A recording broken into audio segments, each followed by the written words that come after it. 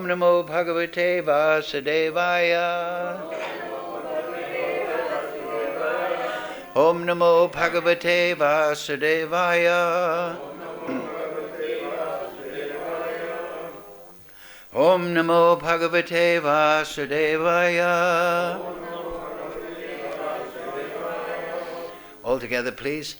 Om Jnana Timirandasya Ganandana Salakaya Chakshurun Militam Yena Tasmai Shri Gurave Namaha Shri Chaitanyam Apnobhistam Suapdam Dena Bhutale Swayam Rupa Kadamayam Dadati Swapadantikam Vandeham Shri Guru Shri Yukta Padakamalam Shri Gurun Vaishnavamscha Shri Rupam Sagrajatam Sahagana Raganatam Vitam Tam Sajivam Sadvaitam Savadutam Prijana Saitam Krishna Chaitanya Devam Shri Radha Krishna Padang Sahagana Lalita Shri Vishakam Vitamscha He Krishna Karana Sindhu Dina Bandhu Jagatpate Gopesha Gopika Kanta Radha Kanta Namostute Tapcha Kanchana Gaurange Radhe Vrindavanishwari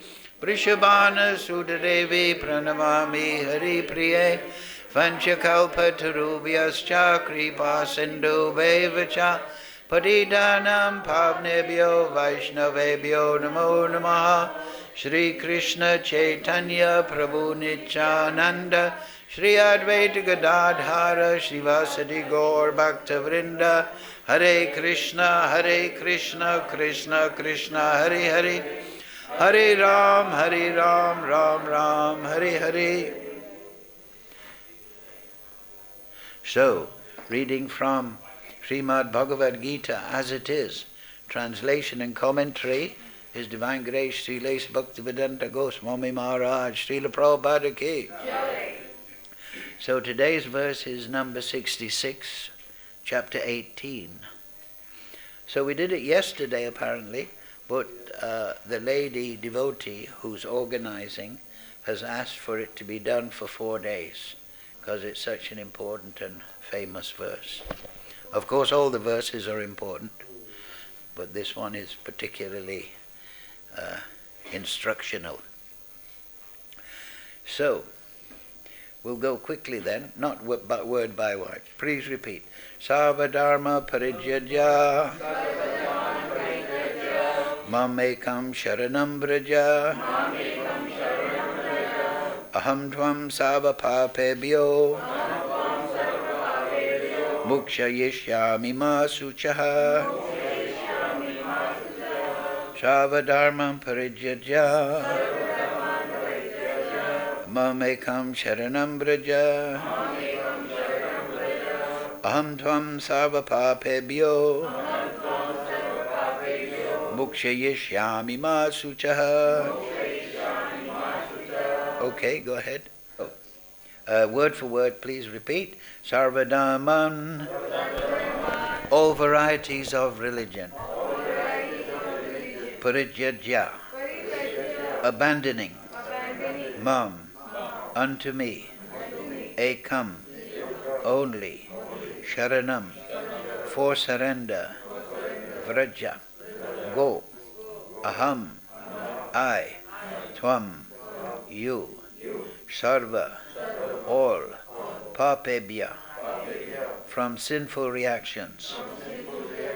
Mokṣayiṣyāmi, will deliver. Ma, śucaḥ, ma, do not. śucaḥ, worry. So, translation, Srila Prabhupada. Abandon all varieties of religion and just surrender unto me. I shall deliver you from all sinful reactions. Do not fear. Please repeat. Abandon all varieties of religion and just surrender unto me.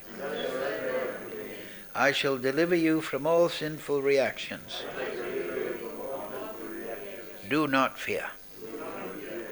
Purport Srila Prabhupada. The Lord has described various kinds of knowledge and processes of religion. knowledge of the Supreme Brahman, knowledge of the Supersoul, knowledge of the different types of orders and statuses of social life. Excuse me. Can you put the mic more volume? 10%. Does anyone know how to turn the volume up? Up, yeah, increase the volume.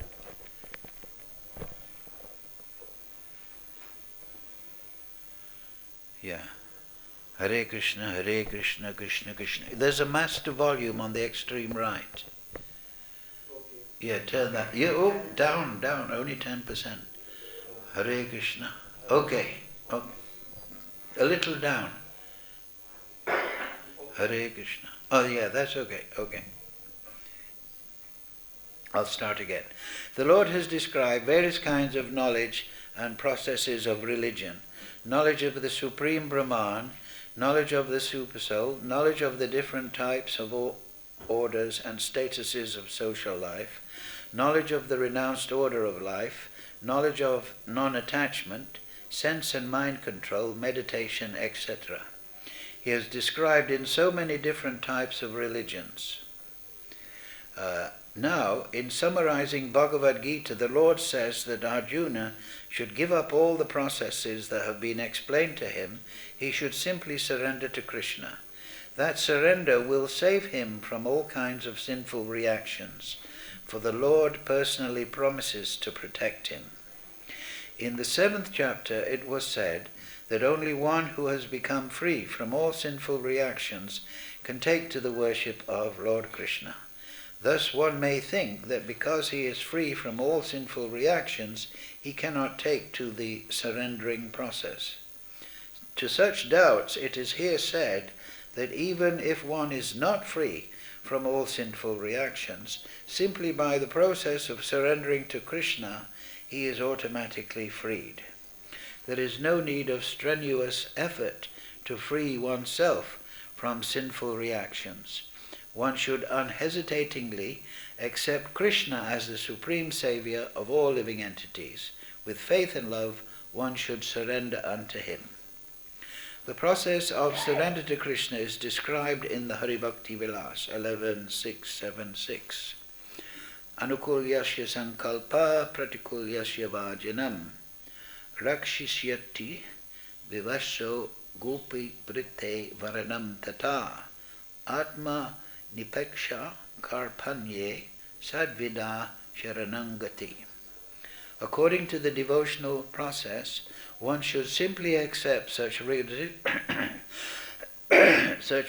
principles that will lead ultimately to the devotional service of the Lord. One may perform a particular occupational duty according to his position in the social order, but if one executes his duty, one does not come to the point of Krishna consciousness. All his activities are in vain. So I'll read that again. But if in executing his duty one does not come to the point of Krishna consciousness, all his activities are in vain. Anything that does not lead to the perfectional stage of Krishna consciousness should be avoided. One should be confident that in all circumstances Krishna will protect him from all difficulties. There is no need of thinking how one should keep the body and soul together. Krishna will see to that. One should always think himself helpless and should consider Krishna the only basis for his progress in life. As soon as one seriously engages himself in devotional service to the Lord in full Krishna consciousness, at once he becomes freed from all contamination of material nature. There are different processes of religion and purificatory processes by cultivation of knowledge, meditation in mystic yoga system, etc. But one who surrenders unto Krishna does not have to execute so many methods. That simple surrender unto Krishna will save him from unnecessarily wasting time. One can thus make all progress at once and be freed from all sinful reactions. One should be attracted by the beautiful vision of Krishna. His name is Krishna because he is all attractive. one who becomes attracted by the beautiful, all-powerful, omnipotent vision of Krishna is fortunate. There are different kinds of transcendentalists. Some of them are attached to the impersonal Brahman vision, some of them are attracted by the supersoul feature, etc. But one who is attracted to the personal feature of the Supreme Personality of Godhead, and above all, one who is attracted by the Supreme Personality of Godhead as Krishna himself, is the most perfect transcendentalist. In other words, devotional service to Krishna in full consciousness is the most confidential part of knowledge, and this is the essence of the whole of Bhagavad-Gita. Karma yogis, empiric philosophers, mystics and devotees are all called transcendentalists, but one who is a pure devotee is the best of all. The particular words used here, ma śucaḥ, do not fear, don't hesitate, don't worry, are very significant. One may be perplexed as to how one can give up all kinds of religious forms and simply surrender unto Krishna, but such worry is useless. Interesting. Worry is useless. That's very... Prabhupada was always very forceful, right? That comes from powerful realization. Mukam karochi vachalam pangam laite girim yad kripa tamaham bande Shri Guru dinatarinam sarva-dharmān ekaṁ śaraṇaṁ vraja ahaṁ tvām sarva-pāpebhyo mokṣayiṣyāmi ma śucaḥ. Abandon all varieties of religion and just surrender unto me. I shall deliver you from all sinful reactions. Do not fear. Yes. So the purport by Prabhupada is very concise. There's a lot of...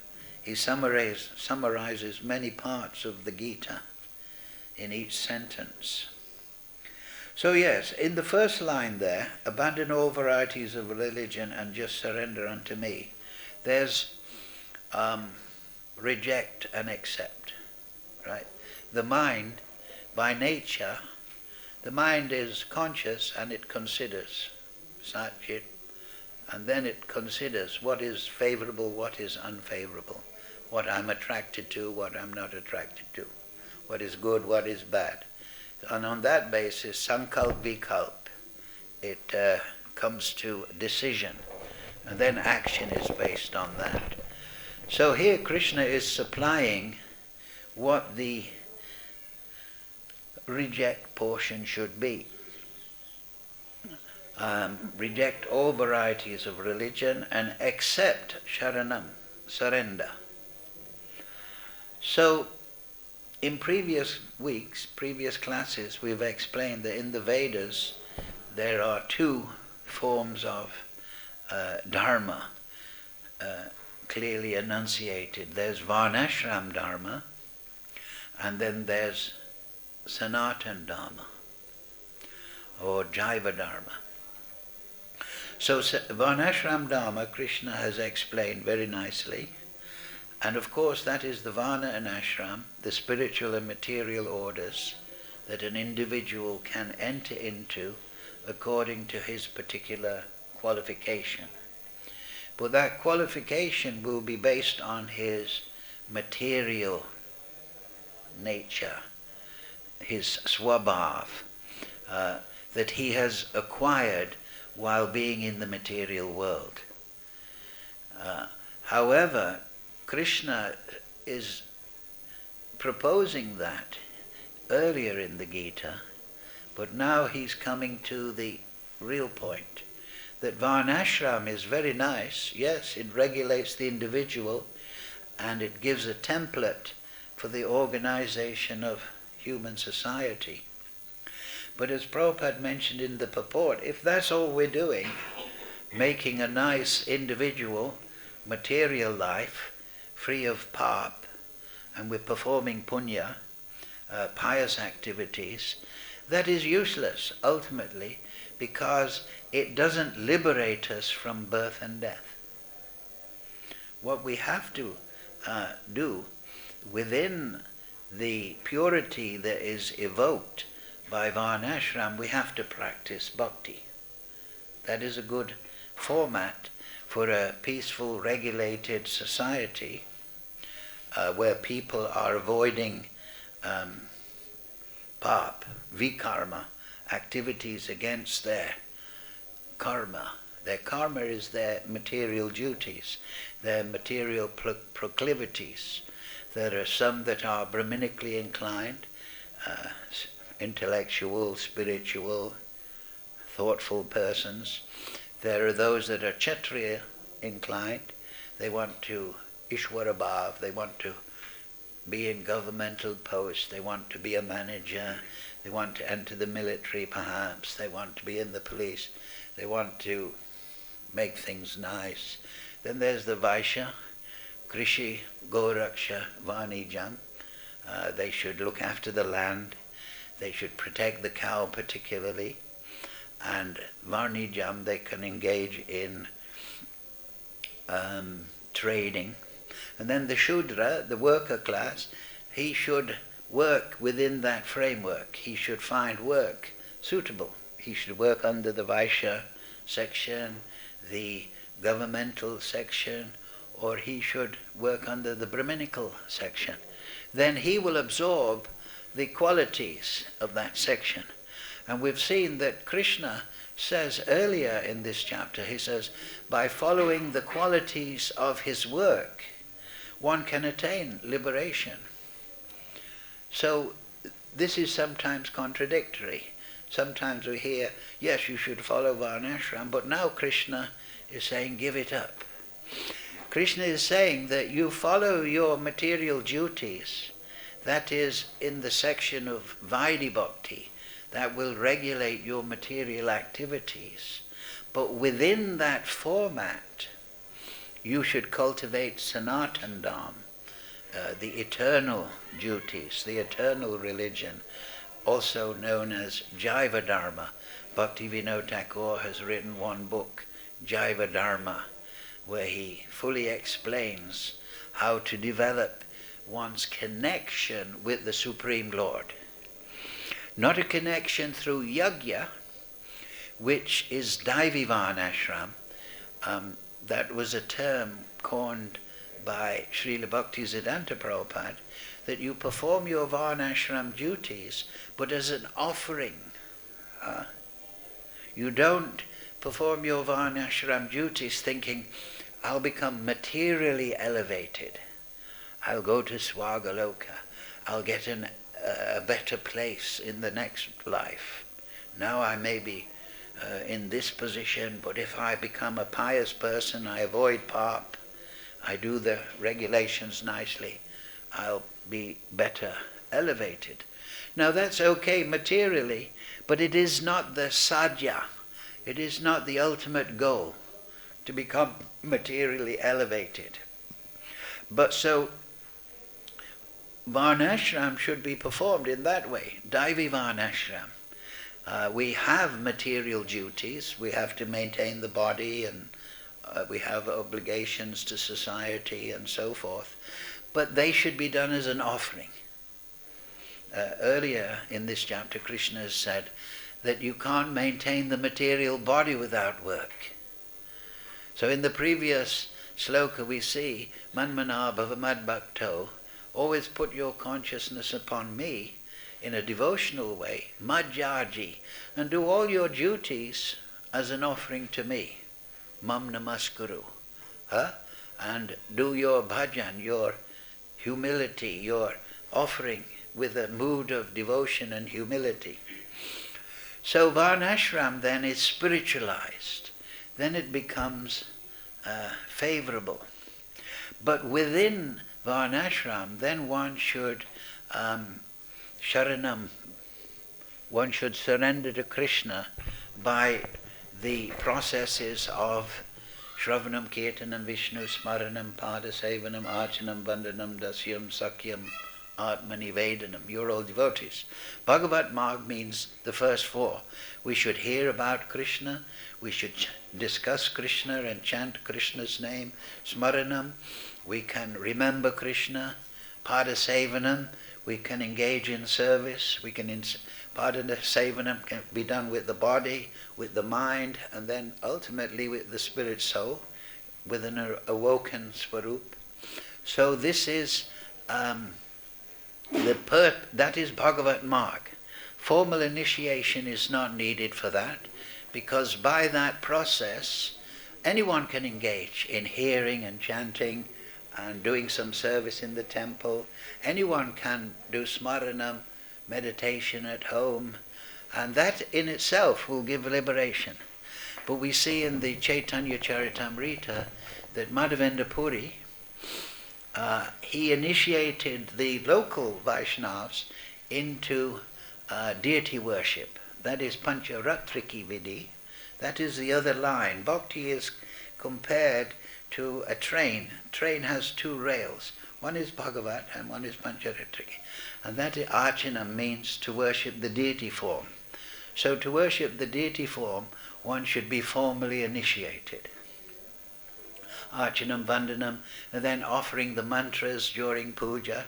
Of course, anyone can do Vandanam if they take a Brahma Samhita and recite it in front of the deity. But we're talking about the formal worship of the Murti form. Archanam, Vandanam, Dasyam. Then that means to develop a mood of Dasya, I'm the servant. This is separate from the Dasya Bhav that one develops in Swarup Siddhi, or I'm the servant of Krishna. But it means to develop the attitude that I am doing puja just in the mood of service. So that implies that that is my goal. I'm not doing the puja to elevate myself materially, or because I want to enter into Brahman and become liberated. Sakyam. So as one serves the deity, one will become more intimate with the deity, one will get response from the deity Murti, and one will get friendly feelings. Krishna will reciprocate. You will get to know the deity, and Krishna, in a sense, will get to know you. And then that means Atmanivedanam. So that is Pancharatriki. So these two rails are there in Jaiva Dharma, in Sanatan Dharma. And the focus is on śaraṇaṁ, which Krishna says, śaraṇaṁ. That means you surrender to Krishna. But like I mentioned many times before, many years ago, 40 years ago, more than 40 years ago, I remember this. What does that mean, surrender to Krishna? So you know how to surrender to somebody when you know that person, when you have intimate knowledge, when you have some reciprocation, when you know that person personally, then you know what that person's personality is like, what is pleasing to that person, what your duties in regard to that person. So that is developed by Shravanam, Kirtanam, Vishnu, Smaranam, Padaseva. That all the processes, they give realization of Krishna, and then one reciprocates with Krishna, and that is śaraṇaṁ. I was thinking, what does that mean, surrender? Like in a war, there's a battle, and one person is forcibly surrendering to the other, right?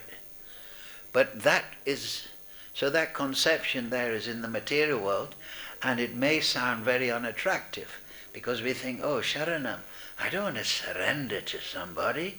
That means I've been beaten. That means he's going to tell me what to do. He's going to impose some kind of strictures on me. But the śaraṇaṁ that Krishna is talking about is surrender to ecstatic, eternal, loving devotion. Surrender to your real nature in relationship to me. Surrender and give up all your sufferings that you are undergoing by being entangled in the material nature, which is a foreign nature. That famous verse there, Mamai Vangsa Jiva Loke Jiva Bhuta Sanatana. The living entities in this material world are Mama Angsa. They are mine. They belong to me. They're my creation. Just like in a material sense, the father can say, these are my children. Myself and the wife, we have made these children, they're mine. There's a sense of possession in the material sense. So Krishna is saying, yes, you're all living entities, they belong to me. They're mine. But manashastra indriyani prakriti stani kashati. But because of the material mind and the material body, they have this mood of enjoyment of the material world.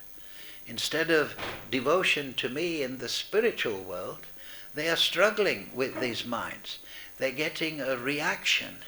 They're getting lokoyam karma bandhana. They're getting entangled and they have to continue in this material world.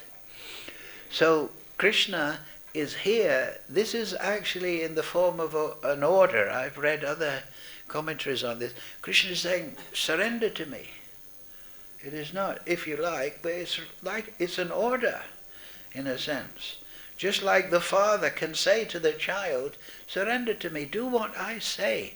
Why? Because I have your best interest at heart. It's not like Krishna is saying, well, you can surrender if you like. No, it's a surrender because I have compassion for you. You're my expansions, you're my children, you're my angsa. And don't worry now, ma śucaḥ. All the pāp and punya, all the entanglement in the material energy, I will take care of that because you're going to become elevated above material action and reaction by your connection with me in a devotional mood. So this is Krishna's direction here. At the beginning, Arjuna, I was waking you up. I was saying, you're a Kshatriya. You've got to do your duty. But do your duty as an offering to Vishnu. I'm waking you up. But now, ultimately, you have to develop a devotional mood to me. And so that leads on then to the Uddhava Gita in the Bhagavatam. And the Bhagavatam is the full elucidation of surrender to Krishna. And surrender to Krishna is not that unattractive, pressure-driven, oh, you have to surrender, you have to do this. It is driven out of ecstatic bhava. It is out of attraction, out of love. The soul becomes fulfilled. He becomes Swarup Siddhi. He develops his relationship, his spiritual form that is innate in relationship to Krishna. And so that happy, that blissful condition, that is eternal. And that will take one to the Leela of Krishna. It is explained there in the Shastras, Jaiva Dharma by Bhaktivinoda Thakur, that if you attain Bhava Bhakti in this life, then you will go to where Krishna's Bhoma Leela is manifest, and there, in the company of the Nitya Siddha devotees, you'll get final training. Your Swarup, your Bhava will turn into Prem. It's also stated there in the Shastra that full Krishna Prem cannot be fully realized or experienced while the soul is in this material body. Because the emotions and the expression is so powerful that they cannot be expressed in the material body. So that ecstatic condition is Krishna's order. Arjuna, don't stay in this material. Well, you're confused, you don't want to fight, you think this. Don't be confused in your mind about what you should do or what you shouldn't do. Take my advice. So this is the process of bhakti. How does this apply to us? Because we see this is particularly relevant to Arjuna. He's on the battlefield. Now, you surrender and fight. But I'm your chariot driver. And we know the analogy, Krishna is like the super self. I'm going to control the chariot, the body. You're the spirit soul. But you, Krishna earlier said, armed with knowledge, stand and fight. So Krishna in this third section of the Gita has given Arjuna so much knowledge about nature, the enjoyer consciousness, the modes of material nature, Purushottam Yoga, Yoga of the Supreme Person, the divine and demoniac nature, the divisions of faith, and now he's summarizing everything. And so, with this knowledge, but this is not jnana in the sense aiming for liberation, this is bhakti-jnana. It is knowledge in relationship to Krishna. So even earlier, when Krishna expounded karma, he turned it into devotional karma. Daivivanashram, perform your duties in a devotional way. Now, in these last 6 chapters, Krishna has given so much knowledge, but at every point, for example, in the 13th chapter, he is explaining, there is the living entities and there is the super soul. And Arjuna, those with a vision of eternity, they look at that. They see that vision of eternity beyond the variegatedness in the material world. So Krishna is giving so much knowledge in these 6 chapters, but they're always pointing to devotional surrender, which we must understand is not surrender in the sense that you're beaten, but no, you're winning. This is your victory. What is the final chapter? Wherever there's Krishna, wherever there's Arjuna, there will be victory, morality. So we will be on the winning side. We'll be on the victorious side. If we're on the side of trying to stay in this material world and enjoy or become liberated, then we're on the losing side, because our spiritual nature will be covered and we'll just get repeated birth and death in the material world. We'll be going from one body to the next. And if we're devoid of devotional credits, we may go down into lower species of life. Especially here in Vrindavan, there's a saying we know, it's a dog's life, right? The dogs suffer. Who wants to be a monkey? Who wants to be a tiger in the jungle? If we look at nature documentaries, sunsets, and people are going on safari and photographing photo safari, and they say, oh, material world is so beautiful, suns. But actually in those forests and even within earth, there's all these creatures, and what are they doing? Jivo jivasya jivanam. They're all eating each other. They're all living off each other. So this is a very, not an attractive life.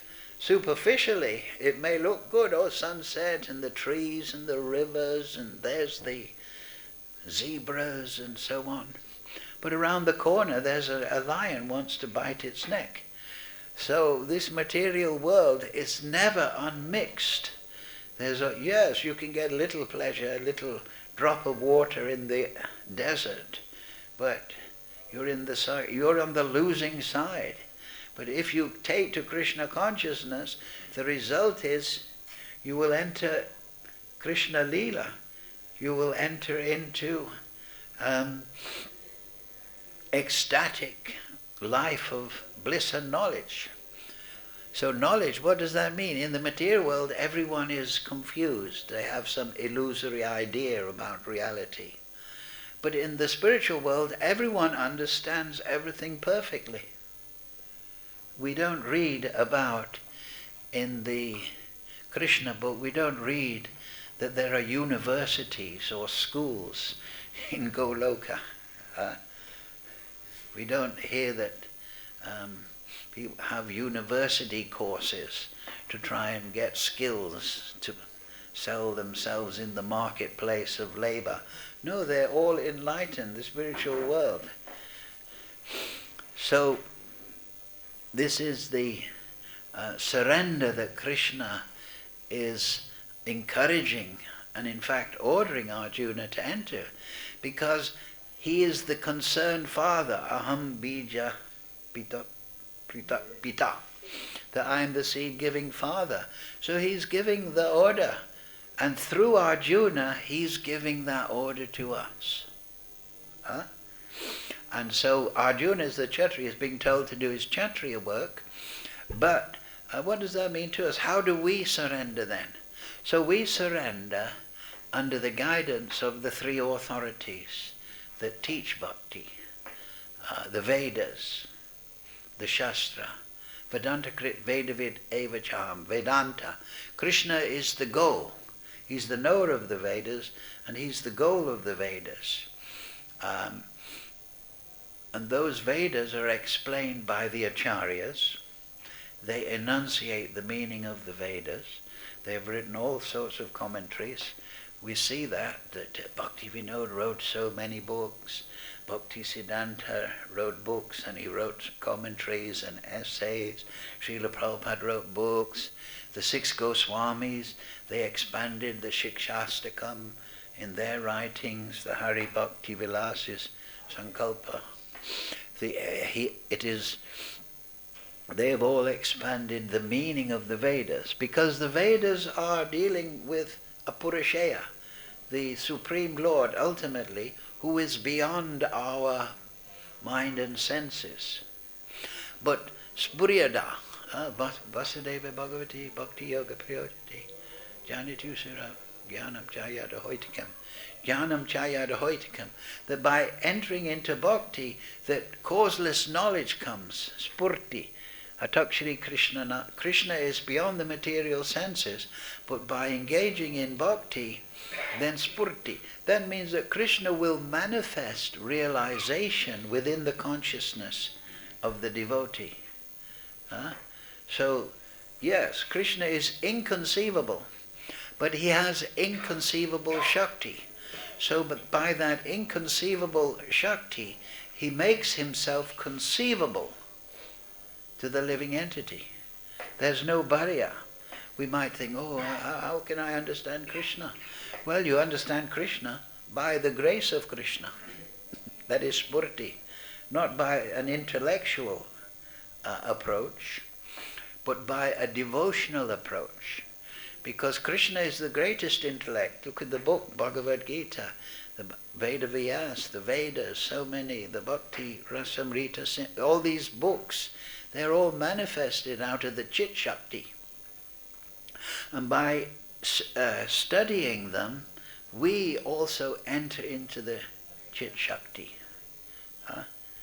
So the commentaries of the Acharyas, they explain the Vedas and the Puranas, the corollaries, the expanded parts, the Puranas and so forth. And then one's bona fide guru. He is meant to have taken a bath in the Vedic knowledge, and then he's purified. Just like we take bath in the Jamuna, we become purified. We find a spiritual boost. So when you bathe in the Vedic knowledge, you become very purified. So the bona fide guru is realized in the spiritual knowledge of the Vedas. He has come to the point of realization of the message of the Vedas, and so he is able to transmit that knowledge. So śaraṇaṁ for us, as elucidated here, means that Krishna is manifest as the Vedas. If we approach the Vedas with devotional intent, we will get the understanding. And that devotion is taught by the Acharyas. And one's bona fide guru will give one's hands-on instruction. You can understand it like there is music, then there are the great teachers and composers of music, and then there is one's local music teacher that can guide you in learning the sitar, the guitar, or the harmonium. So, local guru big guru, and the subject matter, the Vedas. So our surrender is in that way, because the neophyte condition is that we're not able to understand Chetu Guru, so we need the external guru to teach us how to become in touch with Krishna. And then we can understand the true meaning of śaraṇaṁ. And that śaraṇaṁ is that. It's to reciprocate with Krishna. I always remember one lecture by Prabhupada. He says, Krishna consciousness means and a Krishna conscious person means his consciousness is mixed with the consciousness of Krishna. Just like the lights in this room, they're emanating, the light bulbs, they're emanating light. And the light they emanate is mixed. If the sun was there, you can mix the sunlight with the light bulb's the light of the light bulb. So similarly, the living entity, his consciousness enters the Chit Shakti, which is the consciousness of Krishna. Nityo Nityanam, Chaitanas Chaitananam. Out of all living entities, eternal living entities, there's one supreme. And then out of all conscious beings, there's one supremely conscious being. Eko yoda dadati kaman. And so he is fulfilling the desires of everyone. So when we desire to become a devotee, we become a devotee. It's as simple as that. Somebody once asked me, when do I know I'm ready to read the Rasa Shastra? Because Bhagavad-Gita is mainly dealing with the material entanglement and how to become liberated. Well, the Srimad Bhagavatam is Rasa Shastra. So I said to that devotee, I said, when you want to. Just like when you want to read the Rasa Shastra, which is explaining the transcendental world, then you're ready. Just like I said to him, he plays a little music, so I said to him, when are you ready to learn harmonium? When you want to learn harmonium, right? As soon as you want to learn harmonium, you should say, yes, I'm going to do it. So, yes, in the Ishupanishad it explains, Sambhutim Vinasam Cha, that you should be very expert in all material knowledge, but you should also be expert in the affairs of the spiritual world. That is rasa tattva. What is the dealings in the spiritual world? So the Srimad Bhagavatam is the elucidation of that, particularly the 10th canto. It gives a snapshot, an interview, a trailer, if you like, of the spiritual world. So we become liberated, we lose our material misconceptions by gaining knowledge of this material world from the spiritual knowledge of the Vedas, the Acharyas, the Guru. We become liberated, and then on that basis we can perform śaraṇaṁ. And that śaraṇaṁ at the beginning means shravanam. We must hear the spiritual world. We must discuss maksita matgata prana. The devotees, they discuss Krishna, they gain satisfaction and enlightenment. And then if we perform that in a regulated way, Krishna gives us intelligence in the heart. Tesham satata yuktanam bhajatam pritipo dadami buddhi yogam tam. I, out of compassion for them within their heart, dispel with the shining lamp of knowledge the darkness born of ignorance. Tesham evanakompatam. So that is śaraṇaṁ. So the beginning is stane shrutikatam tanuvām manobe. That whatever situation you are in, if you want to awaken that jiva, that sanatan dharma, within the good society, the advice, the material society or varnashram, how to regulate the material situation, then you should use that purified platform to develop śaraṇaṁ. And if you don't have any understanding of this at all, then you should just chant Hare Krishna, Krishna Krishna, Hare Hare, Hare Ram, Ram Ram, Hare Hare. Because Kali Yuga, Kale Dosha, Nidhe Rajan is an ocean of faults. But if you just chant Hare Krishna, the Hare Krishna mantra is so empowered that everything will happen from within the heart, the purification. But at the same time, to cultivate shastric knowledge, understanding of the Vedas, service to the Vaishnavas, very important. So at the beginning of śaraṇaṁ, we should understand Siddhanta, and the basis of Siddhanta is lolam. The end of knowledge is what? Vasudeva Savamiti, that everything is Krishna.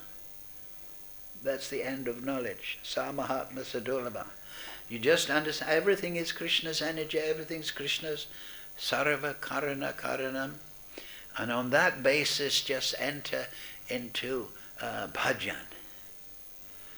By chanting, by shravanam, by hearing, by smaranam, by doing service. And then the doors to Vaikuntha open there.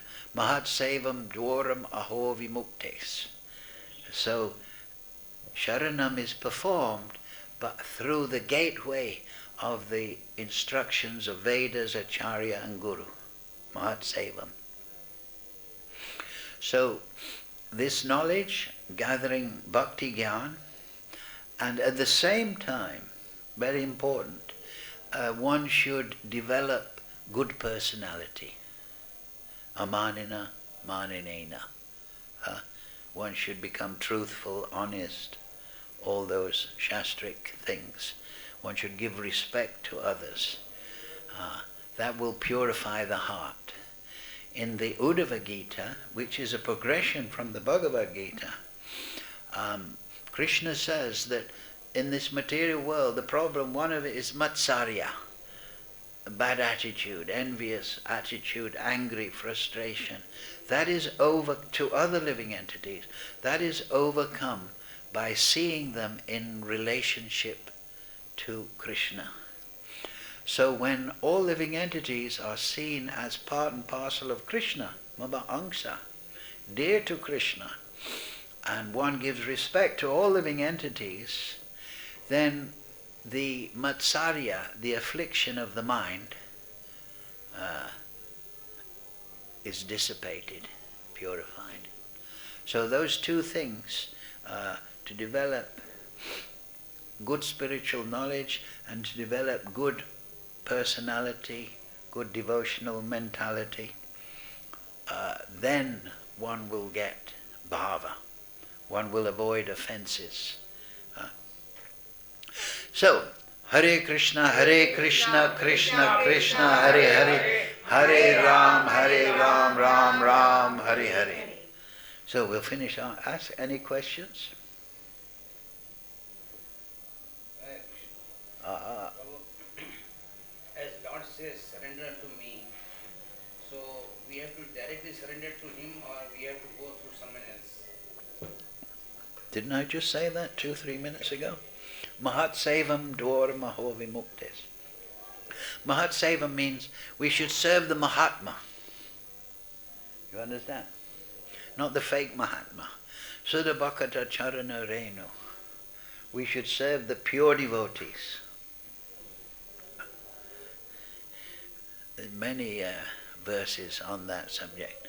That by service to the pure devotees, the liberated transcendentalists, then that is Mahatsam Dwaram Aho, that is the opening to the spiritual world. Just like Narada Muni. How Just like Narada Muni served in his previous life to the sages. Oh yeah, that's the beginning of Bhagavatam. Narada Muni was, he served the Bhakti-Vedantas. They were staying in one place during Chaturmas. They gave him instruction. He became inspired. Yes, so service to the Mahatma means what? Can anyone answer that question? Huh? Yes, that's the perfect answer. To follow the instructions. If you want the mercy of the Mahatma, the spiritually situated, that mercy is manifest in their instruction. Not like in the Hindi movies, right? The guru goes like this and a light beam comes out. Oh, I've merged in the Brahman. No. You have seen many movies like that. I've seen a few. Anyway, well, that might happen with a very powerful, if Durvasa Muni is upset with you, but then but the mercy is generally manifest as the instructions, right? We should avoid sinful regulative principles, the negative, the reject side, and we should accept Shravanam, Kirtanam, Vishnu, Smaranam, Padasevanam, etc. So that is the perfect answer. How do you serve the Mahatma? By serving the instructions. Prabhupada gives the example that the Guru asks, bring me a glass of water.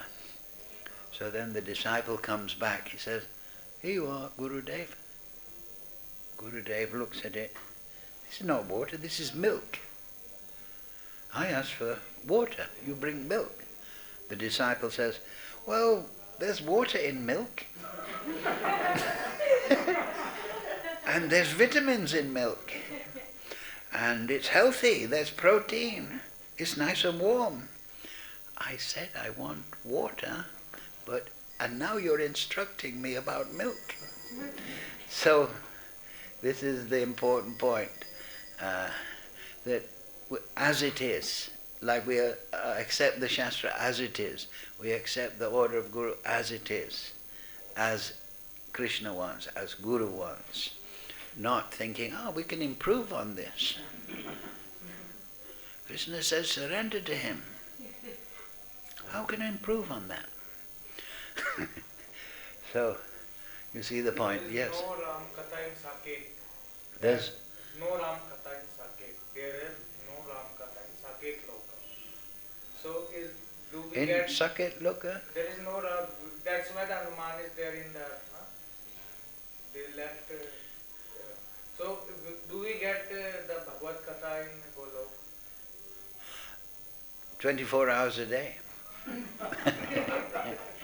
Eternally.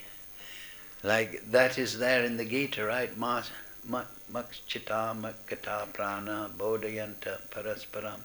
It is the natural function of devotees, or natural tendency of devotee, to discuss Krishna consciousness, to discuss Krishna. That is, so if you read Govinda Leelamrita, Krishna Bhavanamrita, that explain the activities of Goloka, you will see that they're always discussing Krishna, what Krishna did. They're going home. Krishna killed one big snake today. We were dancing inside the mouth of the snake and Krishna killed it. The parents said, don't tell me these funny stories. So that is Goloka Bhav. That is their discussion. But that's Gokul Bhav. So all these activities, they're always discussing. Just like in this material world, we talk about, I went to Mathura today and I saw the harmonium wala. And we discuss with our friend, right? And he tried to overcharge me, as usual. Right? We talk with our friends about what we've experienced. So on the transcendental plane, where everyone is discussing in that way, that is enjoyment, right? We like to discuss in the material world. We discuss politics, health matters, whatever. So in the spiritual world, that tendency, that activity is there. So, but there's no like formal Bhagavad Kathas. Maybe there are. Maybe they have festivals. We're going to discuss Krishna today for 7 days. Garga Muni is going to run the show. Maybe there is like that. For example, Sunanda went after Putana. They thought, there's too many demons. We have to have a meeting. And they discussed, let's move to Vrindavan. It seems to be safer there. There's a nice river. So they moved from Gokul. So there's discussion, meetings, but it's in the natural flow of Leela.